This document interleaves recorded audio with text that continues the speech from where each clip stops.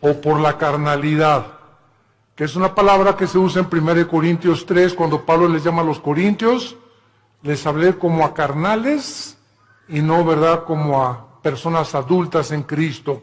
Vamos a ver en este pasaje, versículos del 5 al 11, y habéis olvidado la exhortación que como a hijos se os dirige diciendo, hijo mío, no menosprecies la disciplina del Señor, ni desmayes cuando eres reprendido por Él, porque el Señor al que ama disciplina y azota a todo el que recibe por hijo. Si soportas la disciplina, Dios te trata como a hijos, porque ¿qué hijo es aquel a quien el Padre no disciplina? Pero si se os deja sin disciplina, de la cual todos han sido participantes, entonces sois bastardos y no hijos. Por otra parte, tuvimos a nuestros padres terrenales que nos disciplinaban y los venerábamos. ¿Por qué no obedeceremos mucho mejor al Padre de los Espíritus y viviremos? Y aquellos, ciertamente por pocos días, nos disciplinaban como a ellos les parecía, pero para lo que nos es provechoso, para que participemos de su santidad. Es verdad que ninguna disciplina al presente parece ser causa de gozo, sino de tristeza, pero después da fruto apacible de justicia a los que en ella han sido ejercitados. Este es uno de los pasajes más ilustrativos de la Biblia, de la forma como Dios trata a todos nosotros, a todos los que nos llamamos cristianos por su gracia y su misericordia. Desgraciadamente, muchos cristianos creen equivocadamente que puedes seguir viviendo una vida cristiana de negligencia espiritual, sin preocuparte por discipularte, ni estudiar seriamente la Biblia, ni tener diario devocionales, ni tampoco una vida consistente de oración. Sin embargo, muchas de estas personas que tratan de vivir esta vida, estos cristianos, ignoran, como por eso comienza diciendo que ya se les olvidó, la exhortación que vas a ser disciplinado si no vives de acuerdo a la forma como Dios ha diseñado para que vivas. Pero vamos a ver en este estudio en qué consiste esta disciplina. ¿Cuáles son las bendiciones tan grandes, tan enormes, que los cristianos se están perdiendo por vivir esa clase de vida? Y podemos preguntarnos también, ¿estos cristianos tendrán consecuencias después de la muerte? Porque tendrán consecuencias en esta vida y hay consecuencias después de la muerte también. O sea, que todos vamos a llegar al cielo y todos vamos a ser recompensados de la misma manera. ¿Qué cosa es lo que Dios usa como disciplina a los cristianos que le han querido abandonar? A los cristianos que le han dicho, Señor, en 3 meses nos vemos. Déjame irme de vacaciones y reventarme las vacaciones, etcétera, etcétera, y después de la Navidad te vuelvo a ver, ahí en enero tengo una cita contigo en la iglesia, Señor. El primer domingo comenzamos otra vez la vida cristiana. ¿Cuánto tiempo cree un cristiano o cristiana, desde luego, que puedes vivir sin que Dios haga algo para regresar otra vez a tener la comunión con Él? Vamos a ver todas estas respuestas en la Biblia y vamos a comenzar con la apostasía. La palabra apostasía, apistemia en el griego, significa salirse del camino, apartarse del camino o vulgarmente brincarse las trancas. O sea, la Biblia diseña a la iglesia como un corral donde Cristo es el pastor, nosotros las ovejas, y cuando una oveja se quiere saltar del corral, pues ¿qué pasa, verdad? Pues es que yo quiero encontrar otros pastos, engañada de que fuera del corral hay mejores pastos o mejor vida, lo cual es completamente mentira, porque fuera del corral están los lobos esperando comerse las ovejas. Dice el cuento que había una ovejita que le llamaban la rebelde de Tlanepantla. Y esta ovejita se brincó una vez el corral y fue el pastor por ella. Y se la trajo cargando. Y se brincó 2 veces el corral y el pastor fue por ella. Y la tercera vez que esta ovejita de Tlanepantla se brincó el corral, entonces el pastor fue y le rompió una pata. A propósito. Y le dijo, prefiero que aquí dentro del corral estés cojita y manquita a que te salgas y te vuelva a comer el lobo. Entonces muchas veces Dios tiene que recurrir, como lo vamos a ver, a disciplinas extremas, que son muy raras veces. Pero Dios prefiere 1000 veces, y Cristo lo dijo en Marcos con estas palabras: es mejor que entres al cielo cojo y ciego y manco, a que entres entero y te vayas al infierno. Veamos pues entonces que dentro de la apostasía hay 2 clases de apóstatas. Esto es muy importante. La Biblia nos advierte claramente que mientras más nos acerquemos al final de la segunda venida de Jesucristo, aumentará la tendencia a abandonar los principios cristianos. La presión del mundo sobre la iglesia, sobre tu vida y sobre mi vida, ejercerá dentro de ti por no estar lo suficientemente blindados, por no tener las suficientes convicciones firmes en nuestro corazón de lo que creemos, que vamos a ser seducidos por el mundo. En Mateo 24:12, Cristo dijo, por haberse multiplicado la maldad, como en el siglo XXI hemos llegado al último grado de maldad. ¿Saben ustedes cuál es el último grado de maldad? Llamarle a lo bueno malo y a lo malo bueno. Y cuando llegamos al punto donde reconocemos y legislamos las naciones, o más bien legislan las naciones los matrimonios entre los hombres y entre las mujeres, es el síntoma más grande que existe de descomposición social. ¿Por qué? Porque la familia es el fundamento de la sociedad. Es el núcleo y la fuerza de un país. Y cuando ya 2 hombres creen que pueden tener y hasta llegar al grado de adoptar hijos, porque ellos no pueden tenerlos desde luego, pero eso sí reconocen que las mujeres paren hijos, ¿verdad? Y no podemos nosotros, pero vamos a buscar quien no lo tenga por nosotros y lo vamos a adoptar. Entonces cuando llegamos a ese punto donde ya se está destruyendo psicológica, mental, emocional, sentimentalmente, las vidas de los niños, que son los que dijo Cristo, el que haga tropezar a un niño, más le vale que se amarre una piedra aquí en el cuello de molino y se eche al río y se ahogue con la piedra. Porque dejad que los niños se acerquen a mí, porque de ellos es el reino de los cielos.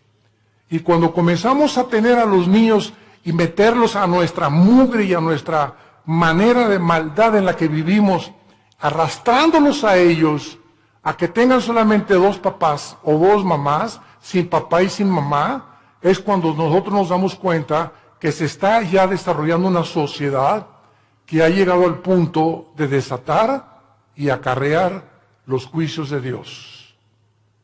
Entonces, la Biblia nos muestra claramente que esta maldad iba a aumentar. En 2 Timoteo capítulo 3 dice, vendrán tiempos peligrosos. Y esta palabra peligrosos, alepos, en el griego, significa feroces. Y solamente en todo el Nuevo Testamento se usa esta palabra, alepos, que se tradujo en 2 Timoteo, peligrosos, y en los evangelios se usa con los endemoniados. Cuando la Biblia describe al endemoniado gadareno, dice que era de aspecto feroz, o sea, alepos. Y vemos cuando dice Pablo en 2 Timoteo 3, del 1 al 5, vendrán tiempos de que los demonios van a aumentar su ataque contra los seres humanos y habrá hombres amadores de sí mismos, intemperantes, orgullosos, sin afecto natural, con odio a los padres, sin respeto a la autoridad, etcétera, etcétera. Entonces la Biblia nos pinta un panorama que estamos ya entrando a ese lugar, a esa plataforma, a esta dimensión en la que el mundo va a ejercer más y más presión contra nosotros y muchos se van a apartar. Y esta palabra apostasía, como vimos, es salirse el camino, apartarse la verdad o seguir otro curso revelado.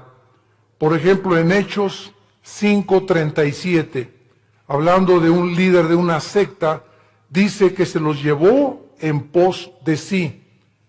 Esta es la palabra que se usa para apostasía, cuando algo o alguien te saca, un amigo, una amiga, la pornografía, la homosexualidad, las adicciones, las drogas, el alcohol, cuando cualquier cosa en el mundo te jala y te aparta del camino de la verdad, del camino de la santidad, del camino de la justicia, se llama apostasía. Has apostatado. Ahora bien, hay dos clases de apóstatas. Esto es muy importante. Hay cristianos que son apóstatas por un tiempo.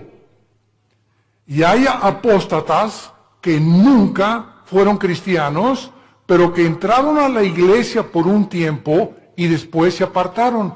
¿Cuál es la diferencia entre el cristiano que apostató y el que es apóstata para siempre? Como lo vamos a ver a continuación. La diferencia está en que si tú eres un cristiano y te has apartado del camino y eres hijo y eres hija de Dios, pau, pau, pau y pau, y te viene duro. Dios te hace regresar. De la oreja nos trae de regreso. Pero si eres una persona que jamás recibiste a Cristo, pero fuiste a los estudios bíblicos y fuiste a los desayunos y tal vez algún día que hiciste una decisión por Cristo, pero realmente tus convicciones no eran firmes ni profundas, te vas a apartar del Señor, pero la diferencia está en que tú nunca vas a regresar al camino. Entonces, el cristiano que se aparta, Dios lo regresa por las buenas y por las malas, y lo vamos a ver. A muchos, Dios inclusive prefiere llevárselos a casa antes de que sigan lejos de Él. Entonces, vamos a ver que hay cristianos que se mueren antes de que Dios termine su programa con sus vidas. Hay cristianos que se mueren antes de que acaben la misión que Dios les dio, porque solo Dios sabe que has llegado al colmo y no te vas a arrepentir, pero como eres hijo y la salvación no se puede perder, te lleva a casa antes de tiempo. Veamos en primer lugar algunos ejemplos de los apóstatas que nunca fueron salvos. Juan capítulo 13, el clásico ejemplo de Judas. Es increíble que yo he escuchado varias veces a muchas personas predicar o enseñar que Judas perdió la salvación por el amor de Dios. O sea, que fue salvo, pero que perdió la salvación. Vamos a ver qué dice la Biblia. En Juan capítulo 13, versículo 10 y 11, ya Cristo está a punto de entrar a la cruz y al huerto de Getsemaní. Y les dice, el que está lavado no necesita lavarse, no necesita sino lavarse los pies, pues está todo limpio. Eso le estaba hablando a todos los apóstoles que eran salvos, que eran cristianos, como todos nosotros. El momento que recibes a Cristo, ¿quién nos lava? Dice la Biblia en Efesios 5, que es la palabra de Dios la que nos lava, y la sangre de Cristo, ¿verdad? Y ahora, ya siendo cristianos, Dios nos da la responsabilidad de nosotros seguirnos lavando. O sea, si cometemos un pecado, la sangre de Cristo, que es tan fresca como cuando nos salvó Dios, nos limpia de todo pecado. Entonces, un cristiano tiene que estar continuamente metiéndose a la regadera, porque diario se nos pega la contaminación del mundo, lo que oyes en tu oficina, con tus amigos, en la escuela, en la universidad, chistes groseros, un programa grosero, desnudos en la televisión, desnudos en el cine. Todo eso entra a nuestra alma y nos ensucia, nos contamina.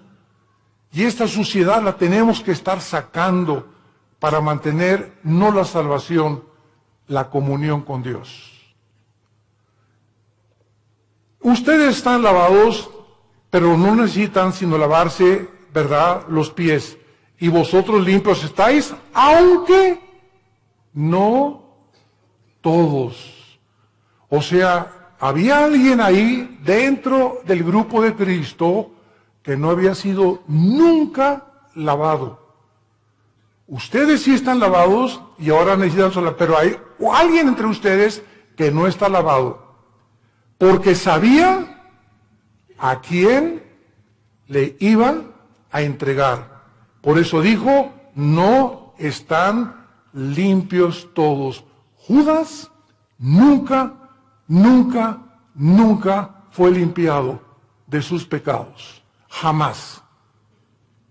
Versículo 18. No hablo de todos vosotros. Yo sé a quienes he elegido, mas para que se cumpla la escritura, el que come pan conmigo levantó contra mí su calcañar. Capítulo 17 de San Juan. Nos brincamos al capítulo 17 y aquí ya Cristo lo aclara, tan transparente como la luz y el sol. Dice Juan 17, versículo 12. Cuando estaba yo con ellos, o sea, Cristo está orando al Padre, está dirigiéndole estas palabras al Padre. Cuando estaba yo con ellos en el mundo, yo los guardaba en mi nombre. A los que me diste, yo los guardé. Y ninguno de ellos se perdió, sino el hijo de perdición, para que la escritura se cumpliese. O sea, nunca Judas estuvo bajo el cuidado de Cristo. Nunca, jamás. Los guardó de Satanás y los guardó del mal. Cuando vino Satanás a atacar a Pedro, ¿se acuerdan? Que le dijo Cristo, oye, Satanás ha pedido tu alma para zarandearte. Y Pedro, muy macho, no, yo no, me voy hasta la muerte contigo. Espérame, Pedro, el gallo va a cantar 3 veces y tú me vas a negar. Entonces, Pedro y Judas, los dos, traicionaron a Cristo.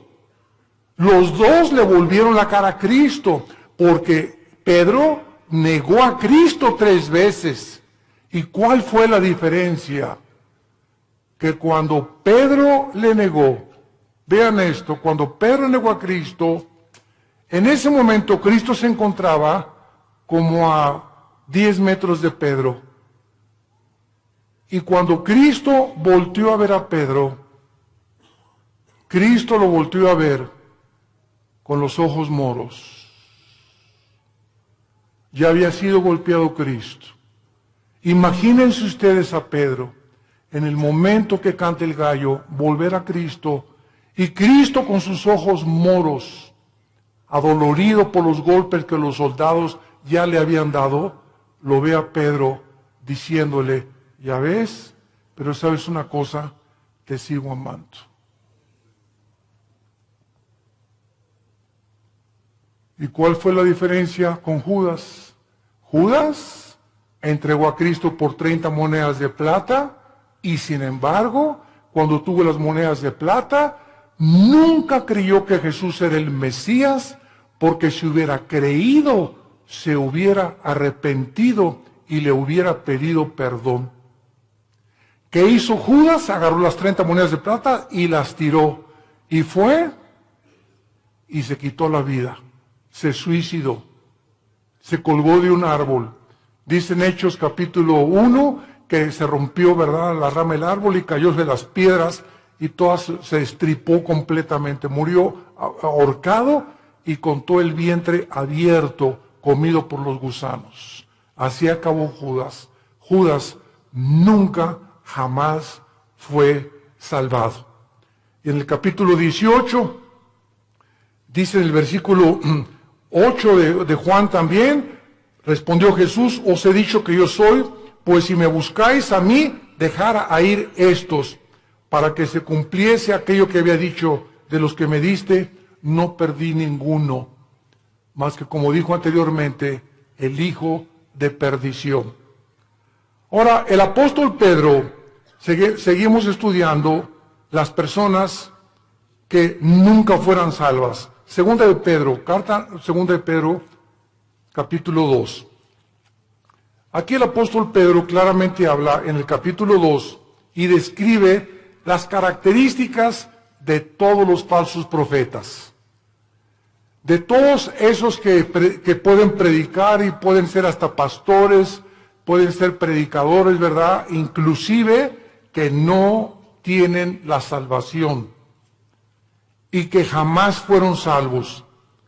Y dice en Pedro, versículo 21 y 22, describiendo ya todas sus características de estos falsos maestros y profetas que menciona en el versículo 1 y versículo 2, dice el versículo 21, segunda de Pedro 2, 21 y 22, porque mejor les hubiera no haber conocido el camino de la justicia. O sea, hay personas que conocían que Jesús era el Cristo, que Jesús murió por sus pecados por ellos, y conocían que Cristo era la verdad y que la Biblia era la verdad.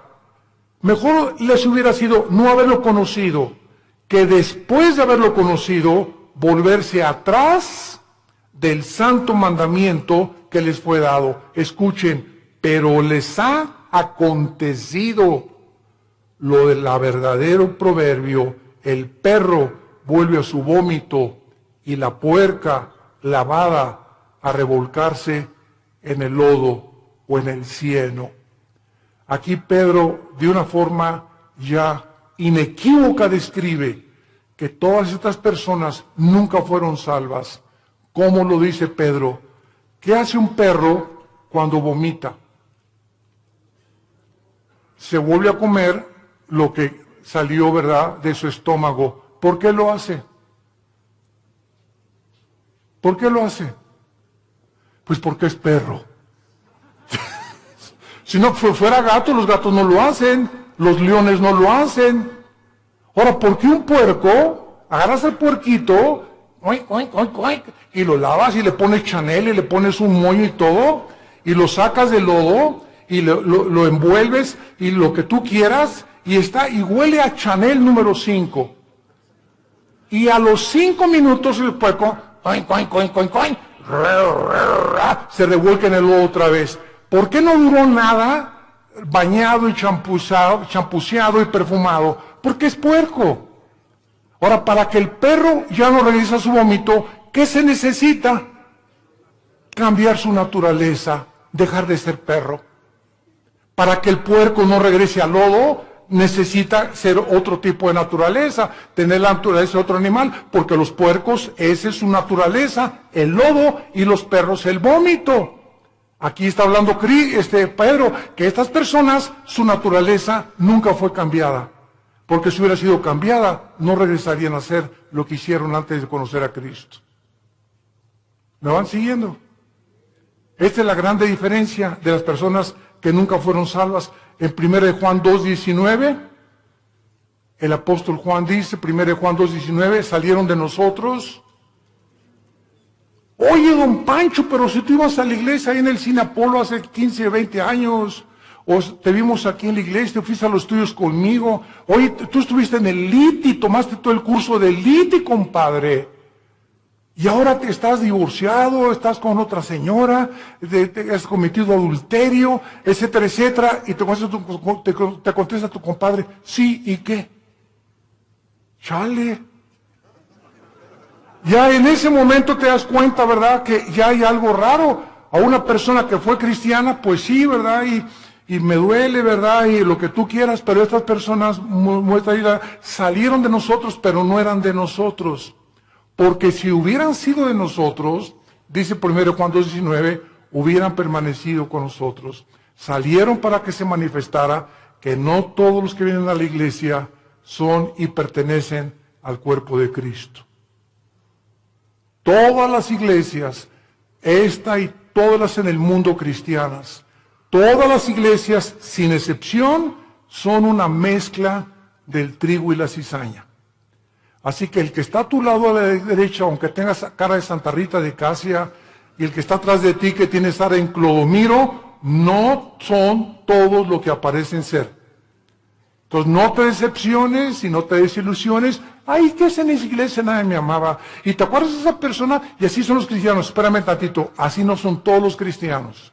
Si un avión se cae con un piloto porque iba borracho, no significa que todos los pilotos de American Airlines son borrachos. Si un carro de carrera choca, no significa que todos son tan tontos como el que chocó. Entonces no puedes generalizar. Entonces tenemos que entender eso. La iglesia es una mezcla y no todos son lo que son. Hay un remanente en todas las iglesias de verdaderos hijos e hijas de Dios. Y solo el tiempo dirá verdaderamente quiénes son los que permanecieron hasta el final. Muy bien, veamos ahora los que son salvos. Proverbios capítulo 3, los apóstatas que son salvos, pero que regresan porque son hijos de Dios, y Dios, hay su promesa, al que ama, disciplina. Y si no hay disciplina, es porque nunca fuiste hijo de Dios. Por eso sigues haciendo lo que te da la gana. Porque si fueras hijo de Dios o hijas de Dios, ¿desde cuándo Dios que ya te hubiera surtido? Y bien surtido. Pero sigues igual de hace 1 o 2 años precisamente porque nunca has pertenecido a la familia de Dios. Dice en Proverbios 3, versículo 11 y 12, no menosprecies, hijo mío, le está hablando a sus hijos, el castigo de Jehová, ni te fatigues de su corrección, porque Jehová al que ama castiga, como al padre a quien quiere. Vamos a ver que en el Antiguo Testamento los castigos eran diferentes de los castigos del Nuevo Testamento. Y Dios trataba de una forma a los cristianos, porque no eran cristianos, ¿verdad? Cristiano significa lleno del Espíritu. A las personas que formaban parte del pacto abrámico y a los que no formaban parte del pacto abrámico davídico-palestino. Entonces era muy diferente, lo vamos a ver más adelante. Veamos ahora en Lucas 15, ¿se acuerdan del hijo pródigo? Bueno, dice la Biblia, un padre tenía 2 hijos, todo el mundo conoce esta historia del 11 en adelante. Y de repente uno de los hijos le dice, oye viejo, dame toda la herencia, échame mis centavitos que me pertenecen. En el antiguo Oriente, un muchacho que hacía eso, quedaba desheredado. Porque era el peor pecado que pudiera hacer, dame el dinero. No era hasta que el padre se moría que podía dar la herencia. Pero este muchacho ya quería quemarse la herencia. Y le dice al padre, dame mi herencia. Y el padre respeta su libre albedrío. Respeta su decisión. Aquí está, hijo, tu herencia. Y el hijo se fue, como todos sabemos en la historia, y desperdició sus bienes y a las discos, en chavas, en por acá, en bailongos, etcétera, etcétera, y que el cha-cha-cha, y que el twist, y que por acá, y entonces se acabó el dinero, y comenzó a buscar trabajo, y no encontró trabajo, había ya deteriorado su salud, y encontró trabajo alimentando puercos. Y entonces fíjense ustedes, estando el hijo pródigo en la condición en la que se encontraba, alimentando puercos, de repente algo pasó en su vida. ¡Pum! Algo lo hizo despertar y ver la realidad de lo que él había hecho. Y no en todos, a muchos Dios los deja. Pero como era hijo, tuvo que despertar la realidad. Y entonces dijo, ¿cuántos hombres en la casa de mi padre que no son sus hijos? Yo era su hijo. Los obreros de mi padre tienen cama, tienen comida, buena comida. Y yo que soy hijo, estoy alimentando puercos. Esto haré. Ahí está la conciencia que no todos tienen. Porque la tuvo él, porque era hijo.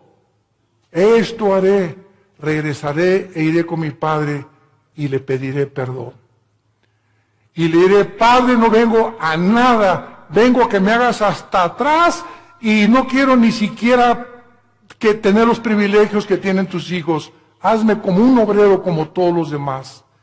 Y el padre no estaba con un bate de béisbol esperándolo, ni con un garrote. El padre se retrata en la Biblia, en este pasaje, que siempre todos los días, con sus brazos abiertos, mirando al horizonte, siempre esperando y sabiendo que como era su hijo, tenía que regresar algún día. Y Dios sabe que nosotros, cuando nos alejamos de Él, siempre nos está esperando a que regresemos. Que le pidamos perdón, porque nos ama, está enamorado de nosotros. Dios está enamorado de nosotros.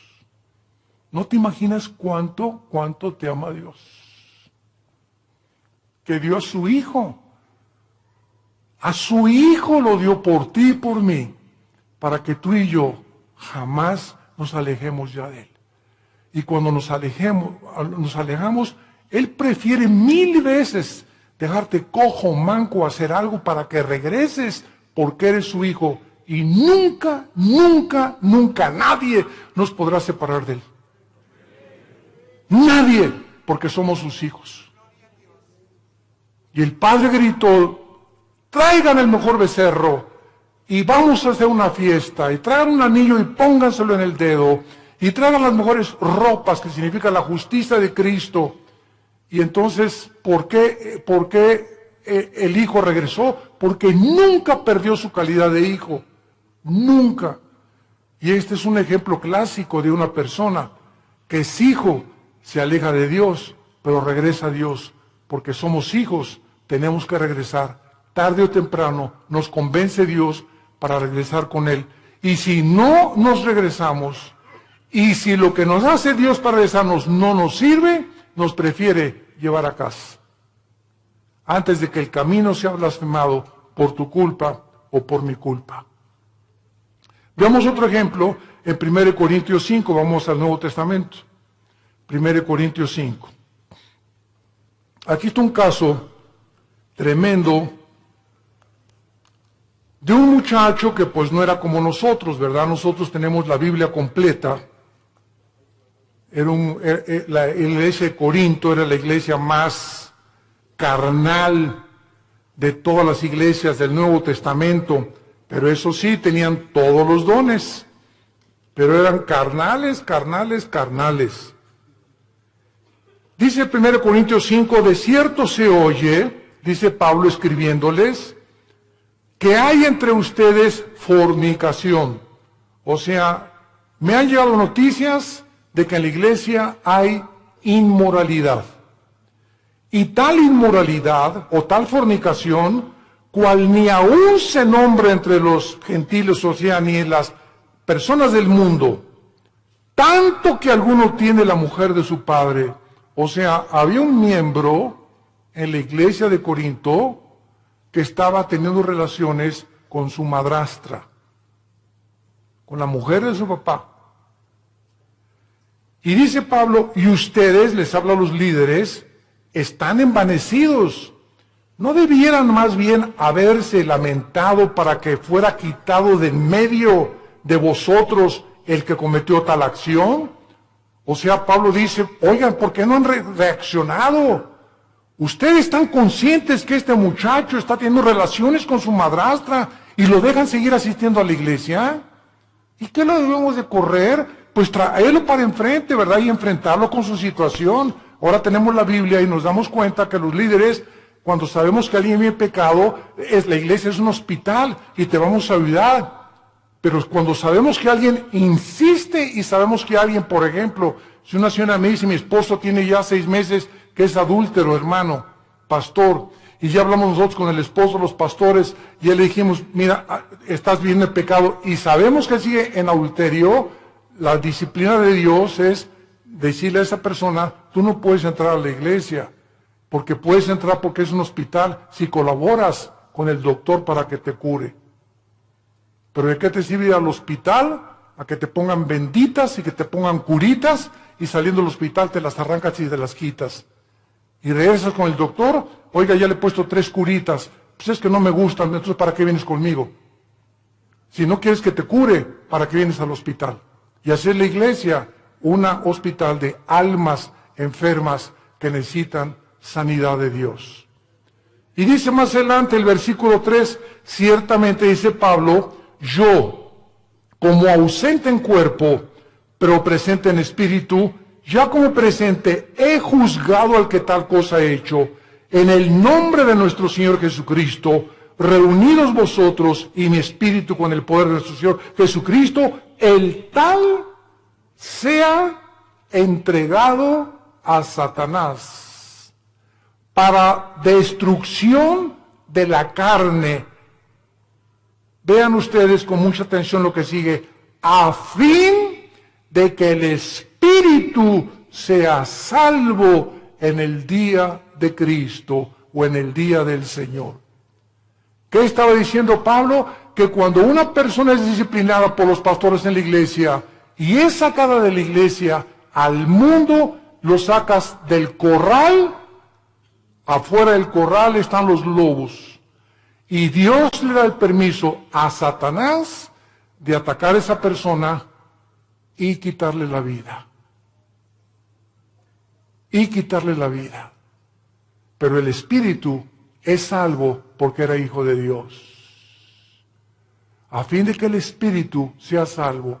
Aquí está un muchacho que iba a morir en pecado, pero como la salvación no se pierde, se va al cielo antes de tiempo. ¿Por qué? Porque la salvación que nos ha dado es por gracia. Para que nosotros seamos salvos y entendamos esto, no puede haber ninguna obra buena antes de la salvación, ni ninguna obra buena después de la salvación, para que nosotros seamos mantenidos siendo salvos. Cuando alguien me dice que la salvación se puede perder, les digo, bueno, es que tú no has entendido el pacto de Dios. Antes de Cristo, ¿cómo fuiste salvado? ¿Qué hiciste para ser salvo? Nada, no hizo nada, y Dios te salvó. Bueno, ya eres salvo. Y ahora me dices que ahora me tengo que hacer buenas obras para mantener mi salvación. No, de ninguna manera. Si hay alguna sola obra que tú hagas para decir que esas obras están manteniendo en el camino de la salvación, entonces ya estás atrayendo mérito sobre tu vida y le robas la gloria a Dios.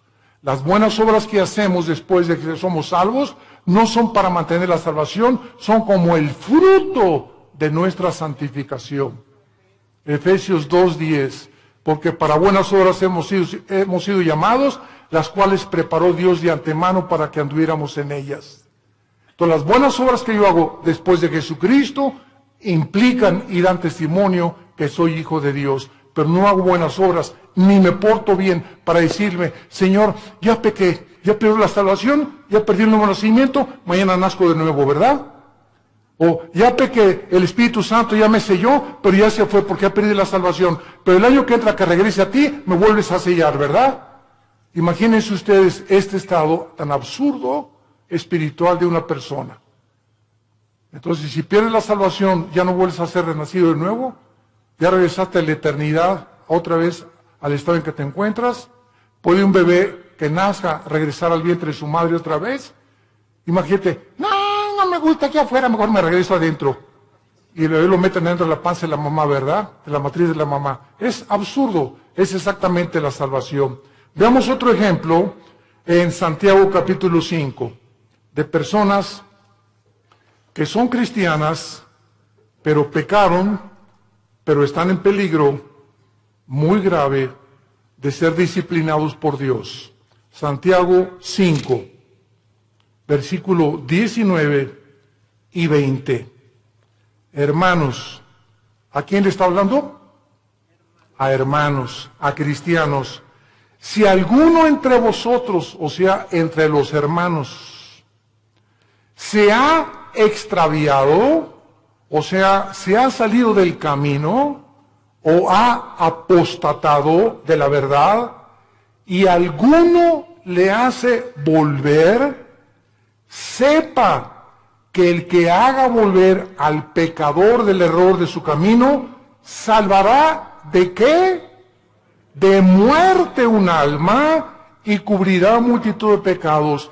Esto es lo que vamos a ver en 1 Juan 5, lo vamos a ver, esto es lo que se llama el pecado de muerte de un cristiano. Salva, si tú ves que tu hermana o tu hermano anda por ahí afuera y nadie sabe más que es cristiano, pero tú vas, oye Jorge, ya no sigas así, hombre, ya no te la sigas tronando, ya no sigas acostándote con tu novia, Dios te va a disciplinar.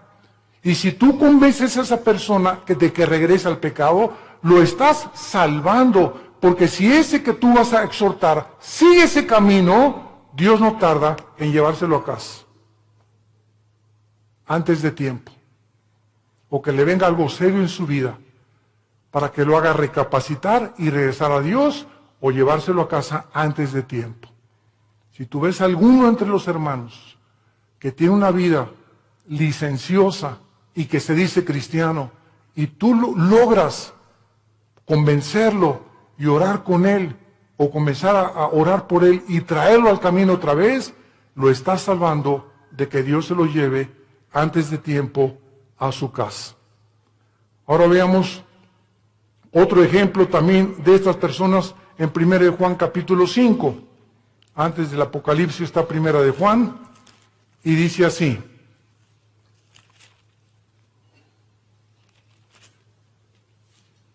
1 Juan capítulo 5, versículo 16.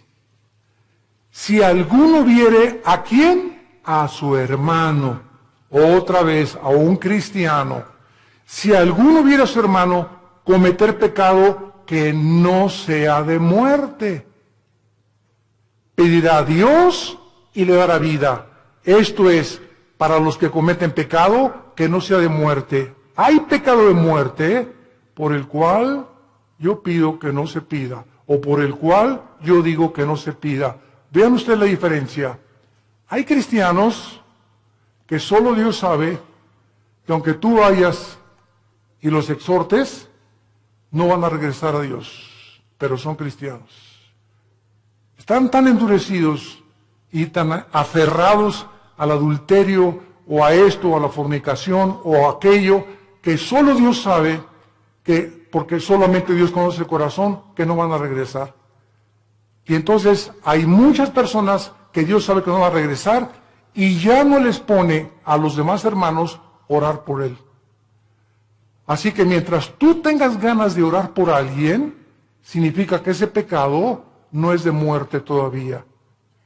Pero cuando ya no sientes orar por nadie, o por esas personas que andan en pecado, y tú ya tienes un mes o 2 meses que no oras por ellos, es porque el Espíritu Santo ya no te los ha puesto, porque ya no tarda Dios en llevárselos a casa.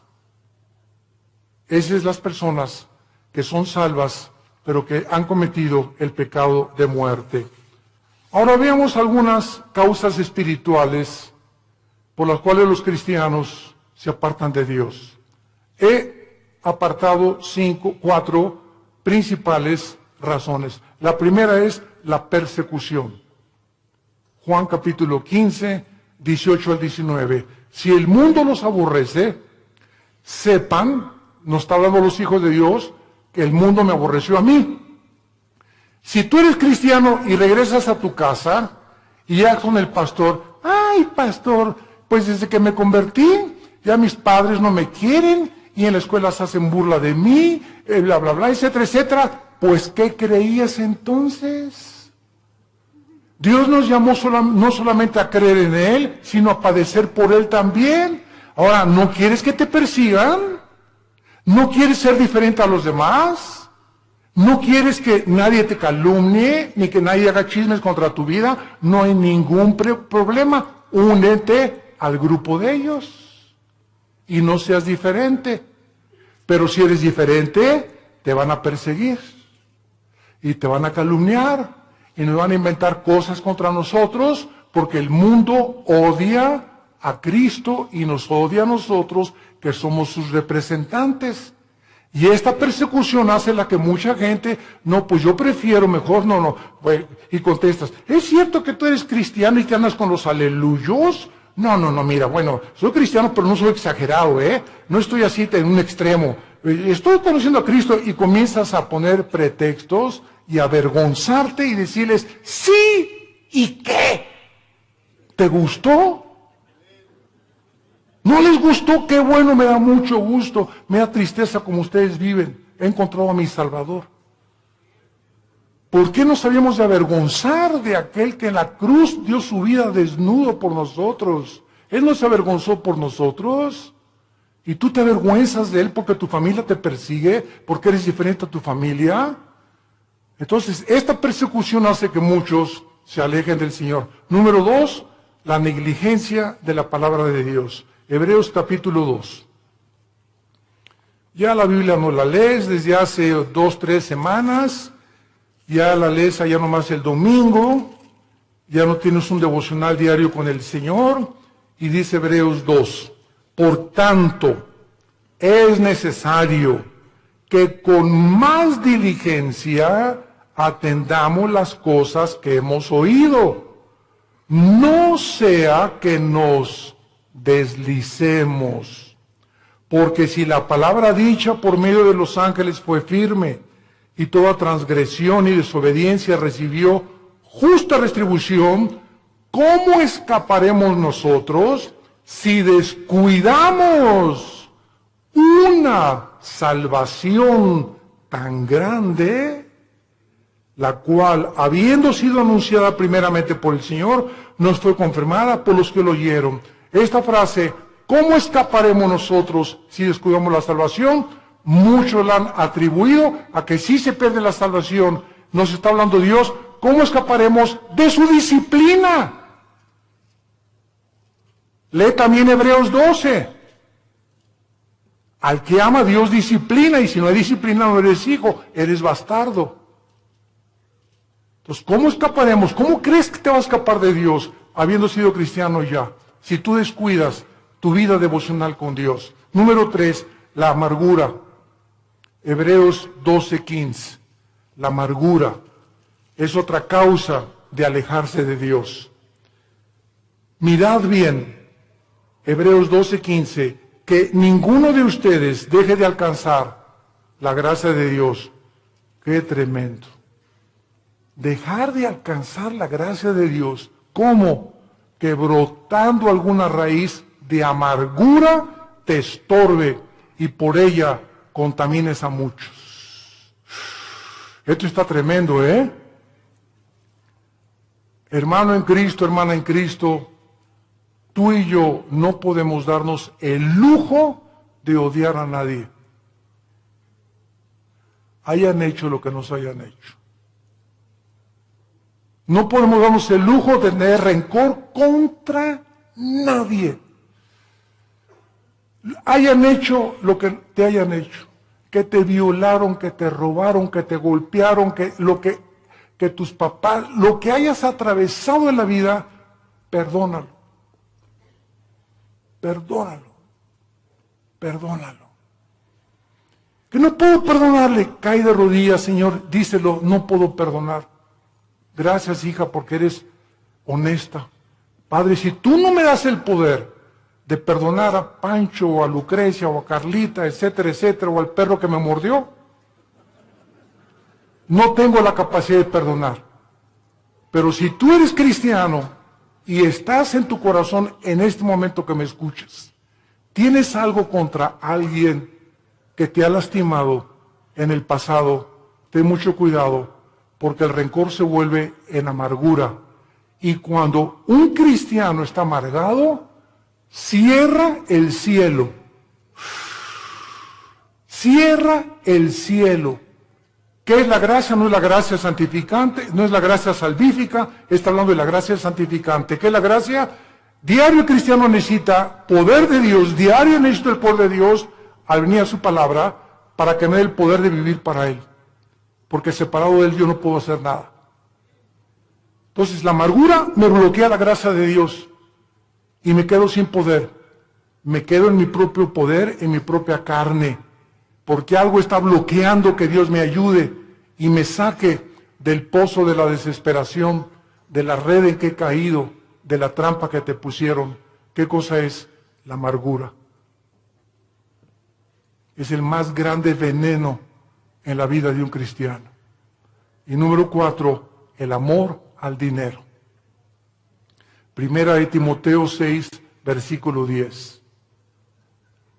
Porque raíz de todos los males no es el dinero, es el amor al dinero.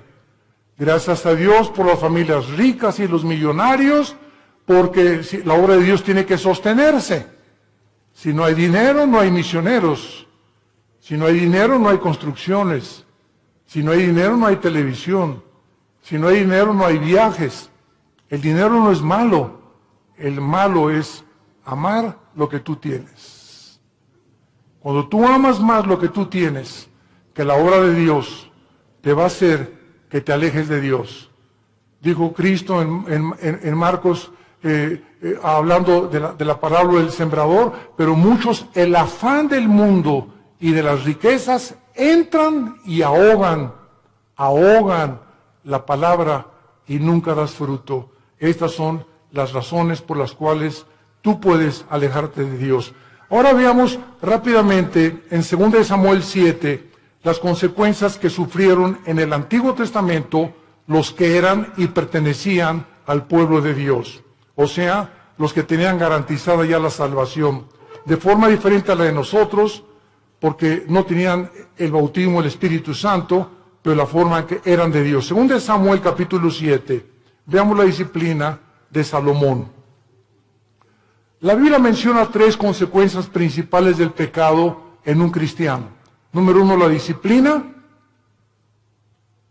2, la muerte, que ya lo vimos. Y 3, la pérdida de recompensas en la otra vida. En otras palabras, si tú te mueres siendo cristiano en pecado, o en un pecado, porque pues quién se va a morir sin pecado, ¿verdad? El único sin pecado ha sido Jesucristo. Si yo me muero, estás ahí en el hospital y ya te da el síntoma, y una enfermera guapa y le haces, ¿qué tal enfermerita? Ya le echaste ojitos, ¿verdad? Y ¡pum! Te mueres, te llevaste ese pensamiento al otro laredo, ¿verdad? O sea, no moriste santito, sin haber roto un plato. O haz de cuenta que también estás en el hospital ahorita, o sales a la carretera y chocas ahí en la carretera, y en la mañana te peleaste con tu esposa, te moriste en pecado. ¿No es cierto? ¿Y vas a perder la salvación? No lo vamos a perder. Pero en la otra vida perdemos las recompensas.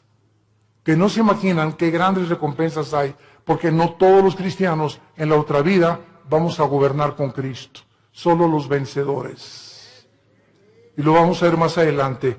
Para terminar, en 2 Samuel 7, 14 y 15, se le está dando las instrucciones a David y le dice, yo le seré el padre y él me será mi hijo. Si hiciere mal, o sea, si se aparta de mí, le castigaré con vara de hombres y con azotes de hijos de hombres, pero mi misericordia no se apartará de él, como la aparté de Saúl, al cual quité delante de ti. ¿Cuál fue la diferencia entre la descendencia de David y el rey Saúl? ¿Cuál fue la diferencia entre Pedro y entre Judas? En que aunque nosotros nos portemos mal, y aunque nosotros intentemos alejarnos de Dios, si somos hijos e hijas de Dios, su misericordia es más alta que los cielos. Y Dios va a hacer algo para que regreses y para que yo regrese a la comunión con Él. Y va a ser disciplina. La palabra disciplina es interesante porque viene de la palabra paideo, viene de la palabra pedagogo, que significa el que forma el carácter o el maestro. Entonces, ¿se acuerdan de nuestro pasaje en Hebreos 12? Dios al que ama disciplina, al que ama le forma el carácter a través de pao, y castiga también con azotes. O sea, Dios usa en la Biblia para formar nuestro carácter, y si somos tercos, pao. Azota al que recibe por hijo, y la palabra azotar en el griego es castigo físico. Algo va a tener que usar Dios, como lo que dice en uno de los salmos: no sean como los caballos, como los mulos, que el caballo tiene que meterle aquí un freno.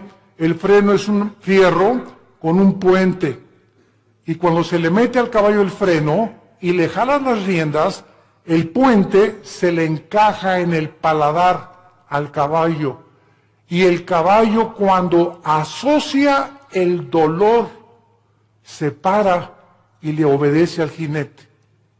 Si no se le aplica dolor al caballo, el caballo se desboca y sigue corriendo. ¿Y qué nos dice Dios? Necesito aplicarte dolor para que regreses a mí. ¿Quieres que te trate como a los caballos? ¿Como a los animales? Tú dime. Pero ¿sabes una cosa? Nunca quitaré mis ojos de ti. Te haré entender, por las buenas o por las malas, el camino en que debes andar. Sobre ti pondré mis ojos. Salmo 32. Y vemos finalmente en la vida de David, en 2 de Samuel, capítulo 12. ¿Qué fue lo que pasó con Samuel? Cuando Samuel, ¿se acuerdan ustedes lo que hizo David?